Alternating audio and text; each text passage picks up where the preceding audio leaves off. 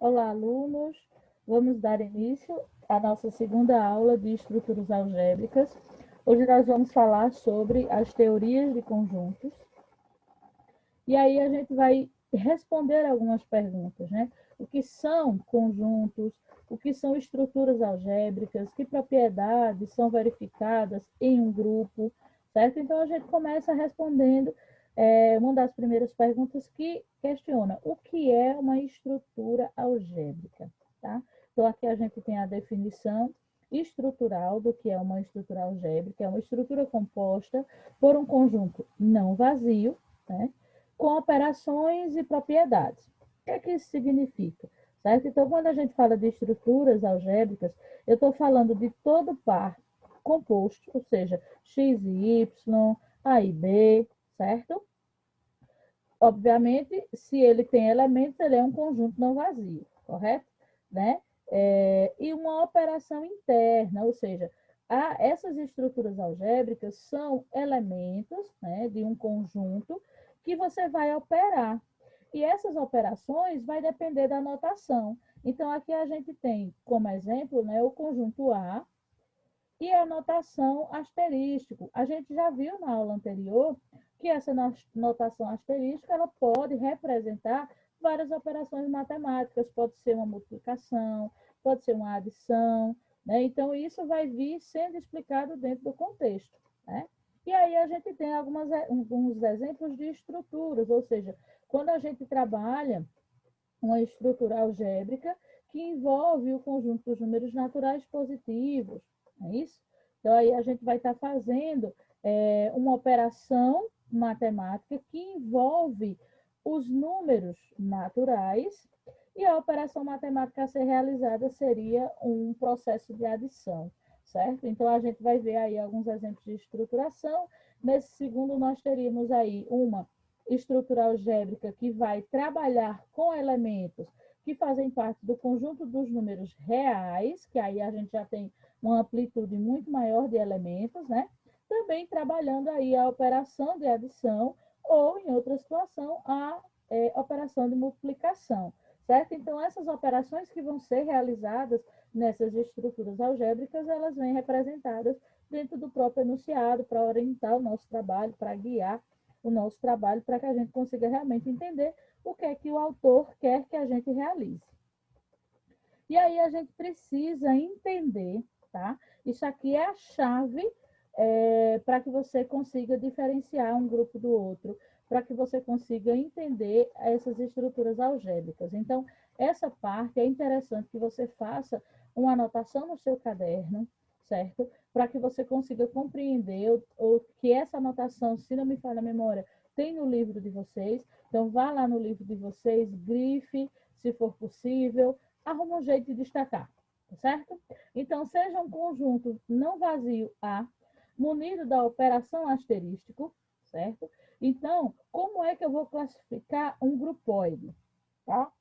Um grupóide é quando você tem dentro do próprio conjunto, né, a pergunta e a resposta, ou seja, quando ela trabalha com o fechamento. Nós também já falamos do fechamento na aula anterior, né? Então, o que é o fechamento? É quando nós temos um grupo A, por exemplo, né? Aqui a gente tem um grupo A, certo? Ele é composto de quê? Ele é composto de números inteiros, né? Então, esse elemento de A é composto de números inteiros. A operação que nós vamos realizar é uma operação de subtração, tá certo? Então, eu vou ter os elementos que fazem parte do conjunto de A. Esses elementos fazem parte do conjunto dos números inteiros. E a operação que eu vou realizar é uma operação de subtração. Para que esse conjunto seja classificado como um grupóide, ele só consegue funcionar para o fechamento, ou seja, eu vou fazer as operações com esses elementos do conjunto dos números inteiros e a resposta que eu vou obter também faz parte do conjunto dos números inteiros. Tá? Então, eu consigo comprovar esse fechamento dessa forma, quando você consegue identificar, né, seja numa tábua que você vai realizar, ou numa tábua que já esteja pronta, para que você identifique, né, todos os elementos presentes naquela operação, todos os elementos que você identifica a partir do cálculo, fizerem parte do conjunto que te foi apresentado. Então, me foi apresentado, nessa situação, o conjunto dos números inteiros. Então, os elementos de A são elementos do conjunto dos números inteiros. Quando eu fizer a operação que me foi solicitada, que aqui no caso seria uma subtração, o resultado dessa operação obrigatoriamente precisa ser um número que faça parte desse conjunto dos números inteiros. Quando isso acontece, eu consigo comprovar que houve o fechamento naquela operação. E o grupoide é como se nós tivéssemos aí uma escala de evolução, tá? Para ser bem claro para vocês. Então, a nossa base são os grupoides. O grupoide, ele só tem fechamento. Ou seja, quando eu for testar com esses elementos, eu for testar uma propriedade associativa, não vai dar certo. Se eu for testar um elemento neutro, não vai dar certo. Certo? Então, o grupoide, ele só tem o fechamento. Então, vamos dizer, eu fiz um trabalho porque você primeiro identifica a propriedade e depois é que você vai nomear, tá? Então, eu fiz as operações, eu fiz as análises e eu observei que aquele conjunto que me foi dado, eu só consegui fazer o fechamento. Se eu só conseguir fazer o fechamento, as outras propriedades não funcionaram, significa que ele chama-se grupoide, tá certo? Então, a gente testa primeiro as propriedades e a partir das propriedades que a gente consegue realizar, é que a gente nomeia esses grupos, tá? Então, anote aí, o grupoide é o grupo onde você só consegue realizar a propriedade do fechamento. Nenhuma das outras propriedades funciona.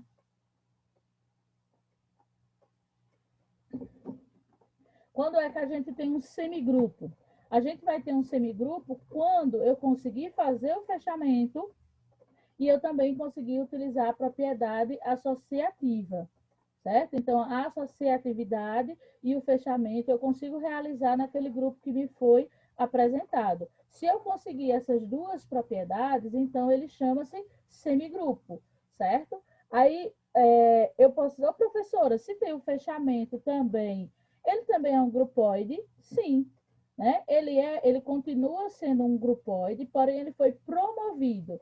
Né? A partir do momento que ele conseguiu ter uma propriedade a mais, ele seria um grupoide semigrupo. Né? Então, você tem uma escala. Então, o grupoide só tem fechamento. O semigrupo tem o fechamento e a propriedade associativa. Tá? Mas ele também só tem esses dois elementos.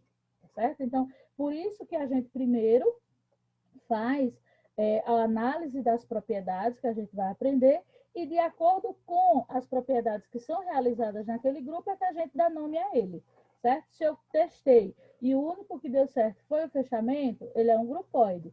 Se eu conseguir fazer o fechamento e a propriedade associativa, então ele é um semigrupo, tá certo? E se eu conseguir fazer o fechamento, a propriedade associativa e conseguir identificar o elemento neutro naquele conjunto que me foi apresentado, ele já chama-se de monoide. Tá certo? Então, aqui você tem uma evolução do grupo, certo? Então, se eu só consigo encontrar, ou só consigo verificar o fechamento, ele é um grupoide. Se eu conseguir fazer fechamento e a propriedade associativa, ele é um semigrupo. Se eu consigo fazer fechamento, propriedade associativa, consigo identificar o elemento neutro, ele é um monoide, tá? Então, aqui do lado a gente tem alguns exemplos, né, de conjuntos que a gente pode realizar. Se eu tiver aí uma operação, por exemplo, com o conjunto dos números naturais sem o zero, certo? E a propriedade que eu vou realizar é uma soma, então a probabilidade de que eu consiga fazer um fechamento de uma propriedade associativa é bem grande. Né? Então, essa operação que me foi apresentada aqui vai me resultar num semigrupo, porque eu vou conseguir fazer o fechamento, eu vou conseguir fazer a propriedade associativa desse elemento. Aí aqui a gente já tem o conjunto dos números racionais, que aí você tem uma amplitude muito grande de elementos, né? Você sabe que aí a gente tem número positivo, negativo, fração, decimal, raiz, a gente tem muitos elementos. E a operação que eu vou desenvolver é uma multiplicação. Então, aqui eu tenho a possibilidade de encontrar um fechamento, de encontrar uma propriedade associativa, de encontrar um elemento neutro. Caso eu consiga essas três propriedades, ele chama-se um monoide, certo? Então, esse é o primeiro passo que você precisa ter para entender essas estruturas algébricas. Nessa aula de hoje, a gente vai fazer testes, a gente vai fazer observações, mas você só vai conseguir observar se você tiver bastante consciência do que é cada um desses elementos. O que é um fechamento, o que é uma propriedade associativa, como a gente identifica o elemento neutro e assim sucessivamente, tá? Aí aqui eu trouxe de volta para você ver, né, essa questão do fechamento que a gente já trabalhou na aula passada. A gente viu que um fechamento nada mais é do que quando você tem um elemento, por exemplo, eu tenho um conjunto B, certo? Dentro do conjunto B eu tenho os valores de x e de y. Eu dei até exemplo a vocês na aula anterior, quando eu disse assim, faz de conta que o nosso x é 2, né? Os elementos que estão presentes aqui no conjunto B fosse 2, 4 e 6. E a operação asterístico que a gente fosse desenvolver fosse uma soma, né? Então, eu tenho aqui os elementos 2, 4. Quando eu faço 2 mais 4 dá 6. Ou seja, eu tenho dentro do mesmo conjunto a pergunta e a resposta, certo? Então, quando isso acontece, eu tenho uma parte fechada, eu tenho um conjunto fechado, e isso me prova que eu tenho um fechamento, né? Então, todos os elementos, todas as minhas perguntas e todas as minhas respostas estão presentes dentro do mesmo conjunto. Então, isso é uma propriedade de fechamento, tá certo? É a forma assim mais clara que eu consigo explicar isso para vocês. Como é que a gente trabalha a propriedade associativa, né? Então, a gente viu que essa propriedade associativa, ela precisa de 3 elementos, tá? E esses elementos aqui você vai associá-los, tá certo? Então, você vai associar aqui, foi associado os 2 últimos elementos, depois os 2 primeiros, e você precisa identificar todas as possibilidades possíveis, né? Então, se eu tenho 3 elementos, que no caso foi x, y e z, certo? Então, eu preciso, primeiramente, fazer todas as possibilidades de combinação que eu tenho. Então, eu vou combinar todos os elementos começando com x. Então, se eu começo com x, me sobra y e z. Se eu vou começar com x, me sobra z e y. Então, não existe mais possibilidade de combinações começando com x. Agora, eu vou fazer as combinações começando com y. Então, se eu começo com y, me sobra x e z. Se eu começo com y, me sobra z e x. Então, essas duas são as possibilidades de combinação que eu consigo quando eu começo com o x. E aqui, começando com z, então eu tenho x e y e x.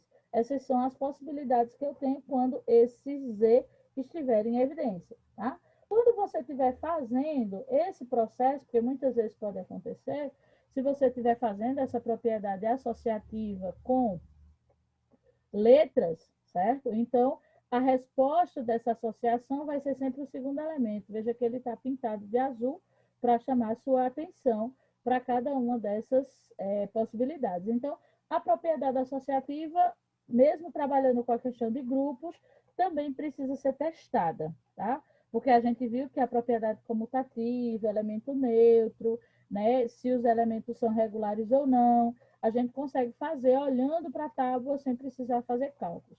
Mas a propriedade associativa, a gente realmente precisa observar todas as possibilidades possíveis de resolução, todas as possibilidades e as combinações possíveis, tá bom?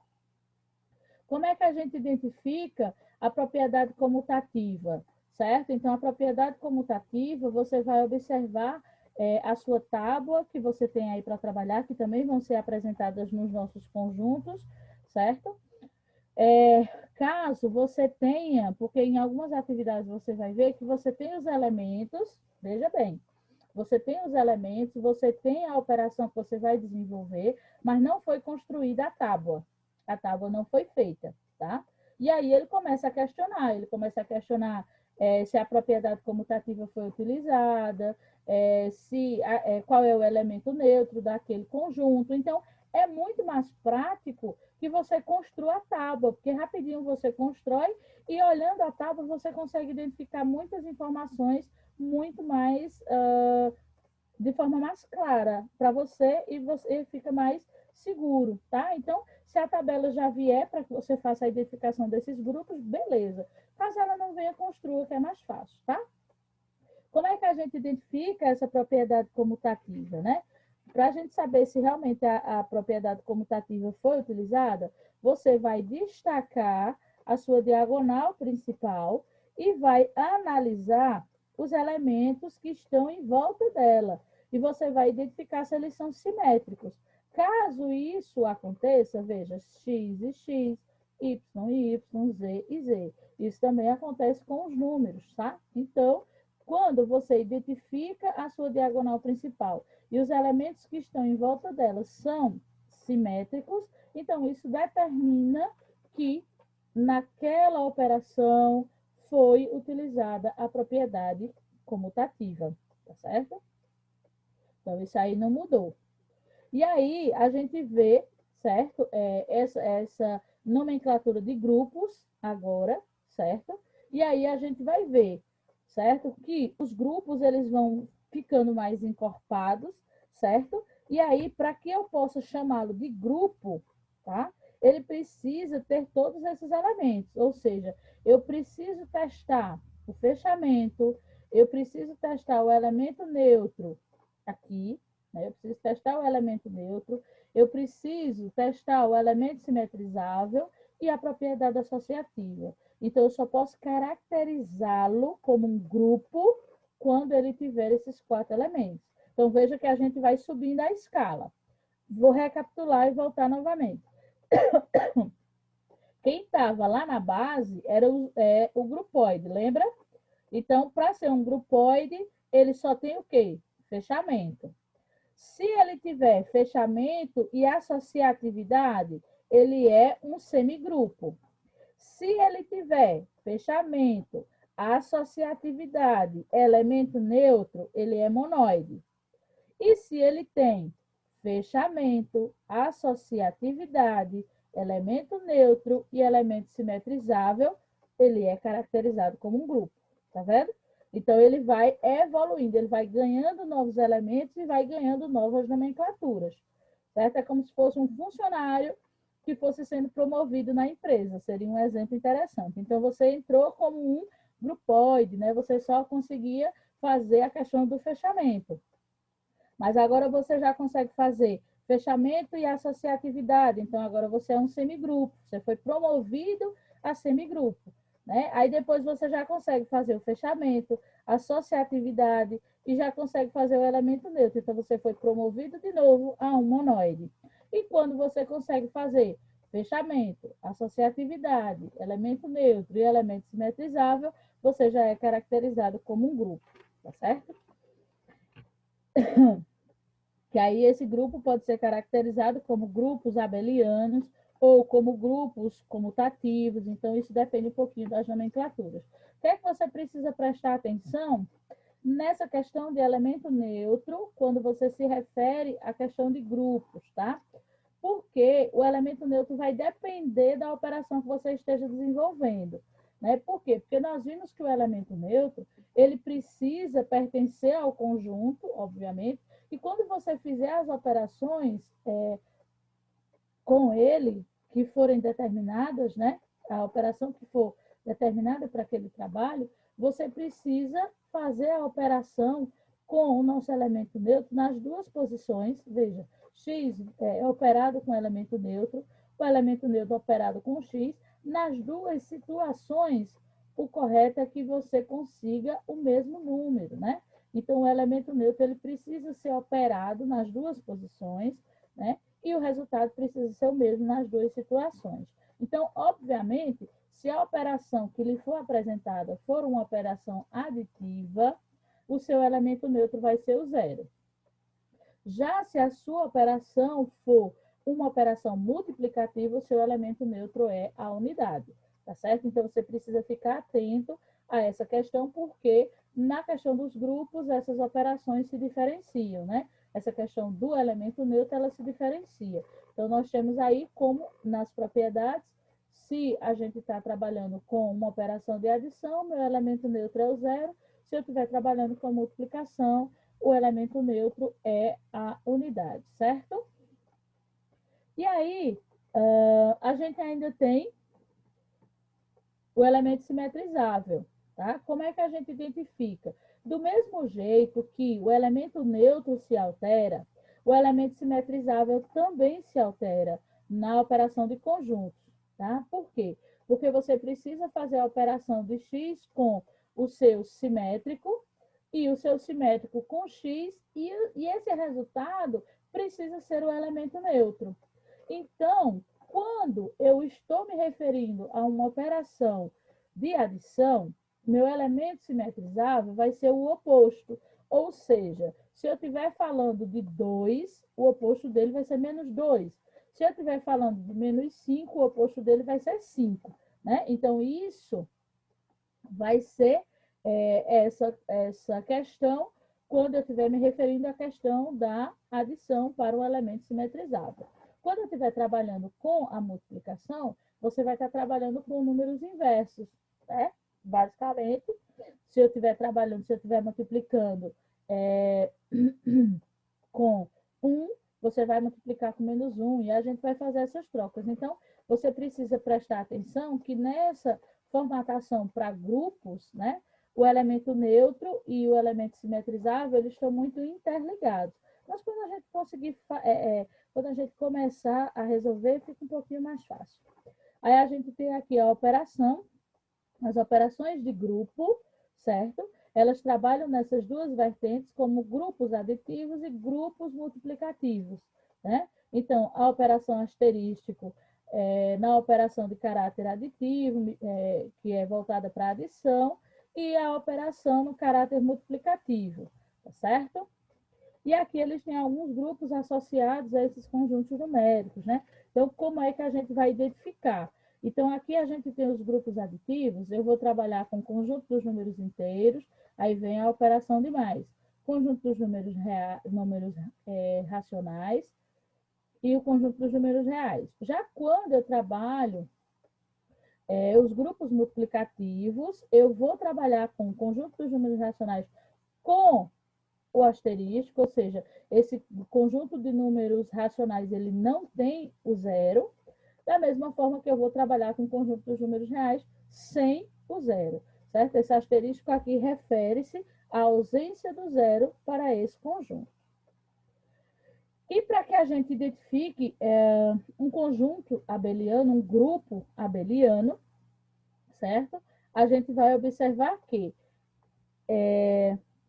ele vai ganhar aí a propriedade comutativa, tá certo? Então, a gente viu que o grupo, ele trabalha com fechamento, propriedade associativa, elemento neutro e elemento simetrizável. Quando ele ganha mais uma propriedade que é a comutativa, ele caracteriza como um grupo abeliano, como um grupo multiplicativo, e em algumas situações você também encontra ele sendo classificado como um subgrupo. Tá? Então, são várias nomenclaturas que dependem aí do autor, do livro que você esteja pesquisando. Tá? Mas o que vai diferenciar uma escala da outra é justamente a quantidade de propriedades que você consegue resolver, certo? Então, a questão do elemento neutro, elemento simetrizável, segue a mesma linha da questão dos grupos que a gente viu anteriormente, e aí ele chama a sua atenção para a propriedade comutativa, certo? O que é que ele quer dizer? Que você vai estar trabalhando com dois pares pertencentes ao conjunto A, que vai ser apresentado, e para que essa propriedade comutativa seja aplicada, você precisa fazer x vezes y e o resultado dele precisa ser igual a y vezes x.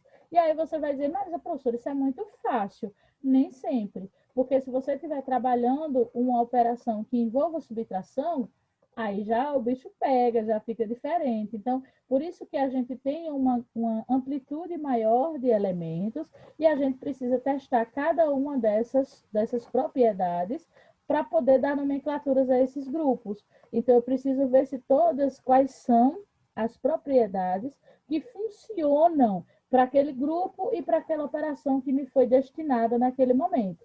Né? Então, se eu só conseguir fazer o fechamento, então eu sei que o nome dele é um grupóide. Se eu conseguir fazer fechamento e associatividade, eu sei que ele é um semigrupo. Se eu consigo fazer fechamento, associatividade, elemento neutro, ele é um monoide. Se eu consigo fazer fechamento, elemento neutro, propriedade associativa, elemento simetrizável, ele vai ser um grupo, né? Ele vai ser um grupo.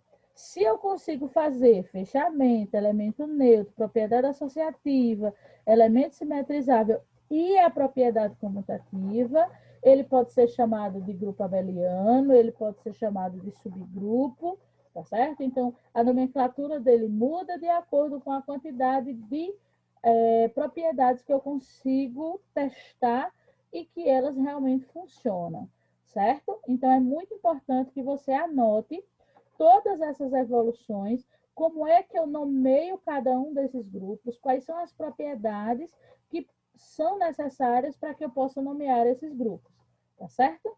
Então, aqui a gente tem algumas propriedades de grupos, né? Então, consequência da definição para um grupo A, né? A unicidade do elemento neutro, ou seja, você conseguir identificar o elemento neutro, você conseguir identificar o elemento simetrizável, né? Solução única para a equação, ou seja, quando você conseguir identificar o resultado. Se todos os elementos são regulares em relação à operação, né? Então, se cumpre essa lei do cancelamento, a gente viu como é que funciona, como é que você identifica se um elemento é regular, né? A gente viu que para um elemento ser regular, você precisa analisar todas as linhas e todas as colunas da sua tábua. Por isso que eu digo a você que muita coisa é mais fácil a gente construir a tábua, porque a gente vai ter uma visão melhor, né, dessa estrutura e a gente vai conseguir classificar elemento neutro, elemento simetrizável, se os termos são regulares ou não. É mais fácil, né? Então, a gente viu que os elementos, para você identificar se os elementos daquele grupo são regulares, você precisa comparar todas as linhas, todas as colunas. Se não houver repetição, eles são regulares. Caso haja um número se repetindo mais de uma vez, então ele não é regular. Né? Aquele elemento em si não é regular. Ok? Então, agora nós vamos partir para a prática. Tá certo, pessoal? Então, vamos corrigir a atividade que foi enviada pela professora de vocês essa semana, para que a gente possa colocar em prática todas essas teorias que a gente viu sobre grupos, semigrupos, monoides, grupos abelianos, tá certo? Então, vamos embora.